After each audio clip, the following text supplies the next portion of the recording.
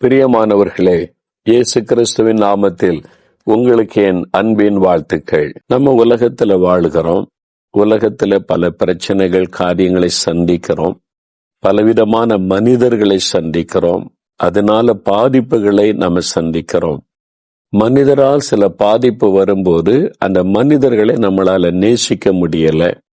அந்த மனிதர்கள் நமக்கு விரோதமாய் செய்யற தவறுகள் நமக்குள்ளே அது ஒரு பாரமாய் மாறிவிடுகிறது. கோபத்தையும் எரிச்சலையும் உண்டாக்குகிறது. சில சமயம் பழிவாங்குகிற சுபாவத்தை கொடுத்து விடுகிறது. அதனால ஆண்டவர் தெளிவாய் நமக்கு ஒரு காரியத்தை கற்றுக் கொடுக்கிறார். வேத புஸ்தகத்துல நீதிமொழிகள் 19ஆம் அதிகாரம் 11ஆம் வசனத்தை வாசிக்கும் போது, குற்றத்தை மன்னிப்பது மனுஷனுக்கு மகிமை என்று வேதம் சொல்லுகிறார். நமக்கு விரோதமா யாராவது குற்றம் செய்தா அவங்க மேல ஒரு கசப்பையோ வெறுப்பையோ வளர்த்து பழிவாங்குகிற எண்ணம் நமக்குள் உண்டாகாதபடி நாம் அதை மன்னித்து மறக்க பழக வேண்டும். அப்படிதான் வேதம் சொல்லுது. இயேசு கிறிஸ்து பரமண்டல ஜெபத்தை கற்றுக் கொடுக்கிறார். ஒரு மாடல் பிரேயர். ஆண்டவரே, நாங்கள் எங்களுக்கு விரோதமாய் குற்றம் செய்தவர்களை மன்னிக்கிறதை போல எங்கள் குற்றங்களை மன்னியும். நம்ம தவறு செய்யறவங்க, யாருமே பெர்ஃபெக்ட் கிடையாது. நம்ம என்ன வானத்திலிருந்து இறங்கி வந்த தேவ தூதர்களா? இல்ல, சாதாரண மனிதர்கள். உலகத்துல வாழும்போது நிறைய தவறுகள் நடந்து விடுகிறது, செய்து விடுகிறோம். நாமே குறை உள்ளவர்கள். நமக்கு மன்னிப்பு தேவை. ஆண்டவரிடத்துல போகும்போது அவர் இறங்கி நம்மை மன்னிக்கிறார். ஆனா யாரை மன்னிப்பார்? யார் மற்றவங்களை மன்னிக்கிறாங்களோ அவங்களுக்கு தான் மன்னிப்பு கிடைக்கும். அப்போ நான் மற்றவங்களை மன்னிக்கணும் அப்படின்றத இயேசு அந்த ஜெபத்துல கற்றுக் கொடுக்கிறார். இப்ப நம்ம பாதிக்கப்படுகிறோம். உங்க வீட்டுக்குள்ளேயே கணவரால், மனைவியால், மாமியாரால், மருமகளால், உறவுகளால் நீங்க பாதிக்கப்படலாம். அவங்களுடைய வார்த்தைகள், அவங்களுடைய செயல்கள் உங்களை காயப்படுத்தி துக்கப்படுத்தி இருக்கலாம். அல்லது நீங்க வேலை செய்கிற இடத்துல மேல் அதிகாரிகளால், உடன் வேலை செய்கிறவர்களால், பொறாமையினால, உங்க மேல எரிச்சல்னால உங்களுக்கு அவங்க தீமை செய்திருக்கலாம். உங்களுடைய உயர்வை தடுத்திருக்கலாம். உங்களுக்கு வரக்கூடிய நன்மையை கெடுத்திருக்கலாம். உங்க மேல இல்லாத பொல்லாத சொல்லி கெட்ட பெயரை உண்டாக்கி இருக்கலாம். அதனால ஒரு பாதிப்பு உண்டாயிருக்கலாம். பிசினஸ் செய்யற இடத்துல பொறாமையினால உங்களுக்கு விரோதமாய் சில காரியத்தை செய்திருக்கலாம். உங்களுடைய தொழிலை தடுக்க, பிசினஸை தடுக்க சிலர் முயற்சி பண்ணி பல தீமை செய்திருக்கலாம். இந்த மாதிரி நம்ம வாழ்கிற சூழ்நிலையில நமக்கு தீமை செய்கிற மக்கள் இருக்கிறார்கள். நம்மை குறித்து இல்லாத பொல்லாத காரியத்தை பேசி காயப்படுத்துகிற மக்கள் இருக்கிறார்கள். அது தவிர்க்க முடியாது. ஏன் இப்படிலாம் பண்றாங்க அப்படின்னா, அப்படிதான் பண்ணுவாங்க. ஏன்னா பொறாம இருக்குது. அவங்க கர்த்தருக்குள்ள இல்ல, சும்மா கர்த்தர் பேரை சொல்லிக்கிட்டு இருக்கிற கிறிஸ்தவங்களும் இருக்கிறாங்க. இப்படி பொறாமையினால செய்வாங்க. இயேசு அறியாமல் இருக்கிற கிறிஸ்தவங்களே நிறைய பேர் இருக்கிறாங்க. அதனால அப்படிதான் பேசுவாங்க. அதனால நீங்க அவங்கள பார்க்காதபடி இந்த மாதிரி சூழ்நிலையில நான் இயேசுவை அறிந்த நான் எப்படி இருக்கணும், அதைத்தான் நம்ம பார்க்கணும். இதுதான் இயேசு எனக்கு கற்றுக் கொடுத்தார். ஊழியத்தின் ஆரம்ப காலத்துல ரொம்ப சென்சிட்டிவ். யார் என்னை குறித்து தப்பா பேசினா செய்தாங்கன்னா அவ்வளவுதான் உட்காந்து அழுதுகிட்டே இருப்பேன். ஆண்டவரே, எனக்கு இந்த ஊழியமே வேண்டாம், விட்டுருங்கப்பா அப்படின்லாம் சொன்ன ஆளு நானு. ரொம்ப அது மாதிரி சென்சிட்டிவ். யாரும் பேசக்கூடாது, குறை சொல்லக்கூடாதுன்னு நினைச்சாரு. ஆனா இன்னைக்கு தாறுமாறா பேசுறாங்க, எழுதுறாங்க, இல்லாத பொருளெல்லாம் பேசுறாங்க, மீடியாவில போடுறாங்க, பத்திரிகையில எழுதுறாங்க எல்லாம். ஆனா ஒன்று இப்ப என்ன பாதிக்கிறது இல்லை. ஆண்டவர் என்னை கற்றுக் கொடுத்தார். உனக்கு விரோதமா பேசுறாங்க, எழுதுறாங்க, செய்யறாங்க, உன்னை காயப்படுத்துறாங்கன்னா ஜஸ்ட் forgive them. அவங்கள மன்னிச்சிரு. நீ மன்னிச்சா நீ சந்தோஷமா இருக்கலாம். நீ மன்னிச்சிரு அவங்கள. இருக்கிற பாரம் எடுக்கிற நான் உன்னை குறித்து சொல்லுவதுதான் நிற்கும். நான் தான் உன்னை நியாயம் தீர்க்க போறது. உன்னை பற்றி எனக்கு தெரியும். மற்றவங்க சொல்றதை பற்றி எதுக்கு நீ கவலைப்படணும்? அவளை மன்னிச்சிரு. ஜனங்க தீமை தான் செய்வாங்க, அதான் அவங்களுடைய சுபாவம். அவங்கள நீ மன்னித்து மறந்துருன்னு ஆண்டவர் கற்றுக் கொடுத்தான். என்னை ஏமாத்தினவங்க, என்னை வஞ்சித்தவங்க, அதனால எனக்கு பாதிப்பை உண்டாக்கி என்னுடைய பேரை கெட்ட பேர் ஆக்கணும்னு சொல்லி செய்தவங்க, அதெல்லாம் என் வாழ்க்கையில கடந்து வந்திருக்கிறேன். அப்ப இயேசு சொன்னார், அவங்கள மன்னிச்சு மறந்துருன்னு சொன்னார். அதற்கு பிறகு எனக்குள்ள ஒரு பெரிய சந்தோஷம், மகிழ்ச்சி. என் ஜெப நேரம் எனக்கு இனிமையா மாறிச்சு. யாரை குறித்து அந்த சிந்தனை எனக்கு வராது. அதனால இப்ப கூட யாரும் ஏதாவது பேசினாங்க, எழுதுனாங்க, வாட்ஸ்அப்ல போடுறாங்க, செய்யறாங்கன்னா அதை பார்த்து ரசிச்சுட்டு போவனே தவிர வருத்தப்பட மாட்டேன்.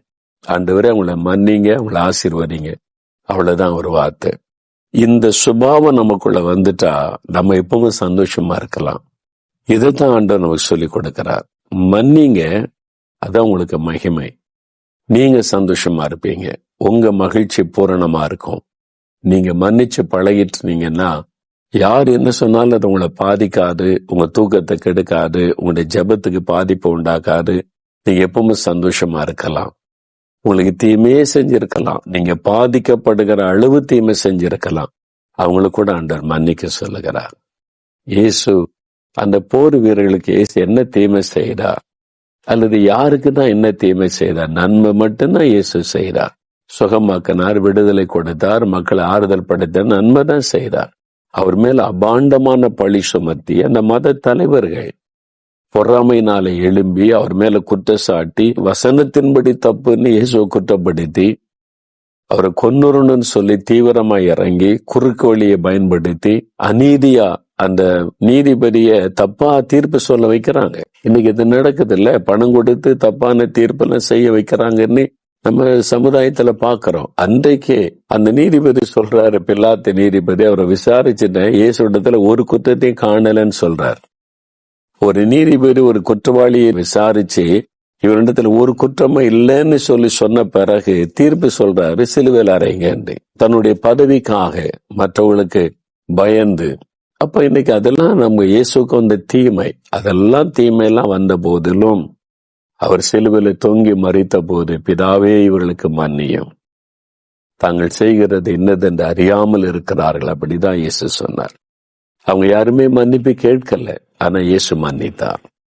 மற்றவங்க மன்னிப்பு கேட்காட்டா கூட நீங்க மன்னிச்சிருங்க. ஆண்டவரே, என் மாமியார் தானே, என் தாயா இருந்தா நான் மன்னிக்க மாட்டேன், நான் மன்னிச்சிடறேன். என் மருமகள் தானே, என் மகளா இருந்தா நான் மன்னிச்சு மறப்பல்ல, மன்னிச்சிடறேன் ஆண்டவரே. என் மனைவி தானே, என் கணவர் தானே, எங்க அப்பா அம்மா தானே, என்ன தானே பேசுனாங்க, நான் மன்னிச்சிடறேன் ஆண்டவரே. இதுக்குள்ளுக்குள்ளேயே வச்சுக்கிட்டு இருக்கிறீங்க, இதுக்குள்ளுக்குள்ளேயே அதை சேர்த்து சேர்த்து வச்சு கசப்பும் வெறுப்பும் ஏன் உள்ளுக்குள்ள உண்டாகிறது? அது உங்களை தான் பாதிக்கும். ஆபீசர், மேலதிகாரி, லீடர் உங்களை நெருக்கிறாங்க, அவமானப்படுத்துறாங்க. ஆண்டவரை நாங்கள மன்னிக்கிறேன், நான் மன்னிச்சு மறந்துடுறேன். யாரால நீங்க பாதிக்கப்பட்டாலும், யாரால உங்களுக்கு தீமை விளைவிக்கப்பட்டாலும் முதல்ல அவங்கள மனப்பூர்வமா மன்னிங்க. இயேசுவை போல உங்க வாழ்க்கையில என்ன நடக்குன்னு பாருங்க. முதல்ல உங்களுக்குள்ள ஒரு பெரிய சந்தோஷம் இருக்கும். இது இயேசு எனக்கு கற்றுக் கொடுது, அதனால நான் ரொம்ப சந்தோஷமா இருக்கிறேன். என் ஜெபத்துக்கு எந்த டிஸ்டர்பன்ஸுமே இருக்காது. இது மாதிரி ஒரு ஆளை குறித்த வருத்தம், கசப்பு இருந்துன்னு வைங்க, ஜெப நேரம் பாதிக்கப்படும், அவங்களால ஜெபிக்க முடியாது, ஆண்டவரோட தொடர்பு இருக்க முடியாது. கோபமும் எரிச்சலும் அடுத்த மேல பகைதான் வளர்ந்துகிட்டே இருக்கும். மன்னிச்சு மறந்துருங்க. அப்போ இயேசுடைய சுபாவம் உங்களுக்குள்ள இருக்கணும். அப்போ நீங்க ஜெபித்தா உடனே ஆண்டவர் பதில் தருவார். இப்ப ஏன் தடைன்னு தெரியுதா? யார் மேல உங்களுக்கு வருத்தம்? இப்ப ஆண்டவரிடத்துல சொல்லுங்க, கண்ணை மூடி ஒரு நிமிஷம், ஆண்டவரே இவங்க மேல எனக்கு வருத்தம், நான் மன்னிச்சிடுறேன். அது உங்க மனைவியா இருக்கலாம், மாமியாரா இருக்கலாம், மருமகளா இருக்கலாம், யாரா இருக்கலாம். இப்போ நீங்க ஜெபிக்க போறீங்க, 2 நிமிஷம் டைம் தரேன், எல்லாம் கண்ணை மூடுங்க. அப்படியே ஆண்டோடைய பாதத்துல சொல்லுங்க, ஆண்டவரே இவங்களை நான் மன்னிக்கிறேன், இவங்களால நான் பாதிக்கப்பட்ட மன்னிக்கிறேன். என்னுடைய பிசினஸ்ல, வேலையில, இருக்கிற இடத்துல, சர்ச்சில் கூட இவங்களால நான் பாதிக்கப்பட்டேன், மன்னிக்கிறேன் ஆண்டவரே. மனப்பூர்வமா மன்னிங்க. அவங்கள நான் இயேசுவின் நாமத்தினால மன்னிக்கிறேன், அதை மறந்துடுறேன். இனி அந்த கசப்பு எனக்கு வேண்டாம், வெறுப்பு எனக்கு வேண்டாம். அவங்கள மனப்பூர்வமா மன்னிச்சிடறேன். எனக்கு தீமை செய்தவங்களெல்லாம் நான் மன்னிக்கிறேன், என்னை வேதனைப்படுத்தினவங்களெல்லாம் மன்னிக்கிறேன், இயேசுவின் நாமத்தில் நான் மன்னிக்கிறேன் ஆண்டவரே. சொல்லுங்க வாய் திறந்து, அந்த அன்பை எனக்கு தாரும், மன்னிக்கிற அன்பை எனக்கு தாரும். அந்த கசப்பை எடுத்து போடும். நீங்க ஜெபிக்க ஜெபிக்க ஆண்டவருடைய பிரசன்னம் உங்களை தொடுகிறாரு. தகப்பனே, யார் யார் மற்றவர்களை மன்னித்து ஜெபிக்கிறாங்களோ அவங்களுக்கு உங்களுடைய சமாதானமும் சந்தோஷமும் மன மகிழ்ச்சியை பொழுது உண்டாகட்டும். மனப்பூர்வமாய் மன்னிக்க கிருபை தாரும்.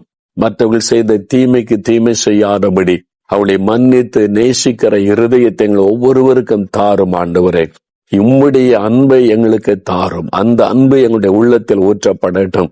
ஆண்டவர் அந்த அன்பை தந்துவிட்டதற்காக உமக்கு ஸ்தோத்திரம். உம்முடைய பிள்ளைகள் மனப்பூர்வமாய் மற்றவர்களை மன்னித்தபடியா இப்போ உம்முடைய பிள்ளைகளுக்கு நீர் அற்புதம் செய்ய வேண்டும் என்று நான் ஜெபிக்கிறேன். தகப்பனே, வேலை இல்லாத பிரச்சனை மாறணும். நல்ல ஒரு வேலையை கொடுத்து ஆசீர்வதிக்கணும். ஆண்டவர் எனக்கு ஒரு வேலை தாங்கன்னு ஜெபிக்கிற பிள்ளைகளை பாருங்க. 5 வருஷமா 10 வருஷமா காத்திருக்கிறாங்களே, இனிமேலும் தாமதிக்காதபடி இயேசுவின் நாமத்தில் வேலைக்கு வழிகள் திறக்கப்படட்டும். நல்ல வேலையை எதிர்பார்க்கிற வேலையை அருளி ஆசீர்வதியும். ப்ரமோஷன் தடைப்பட்டு போகிறதை தடைகள் விலகட்டும். உடனே அந்த உயர்வை கொடுத்து ஆசீர்வதியும்.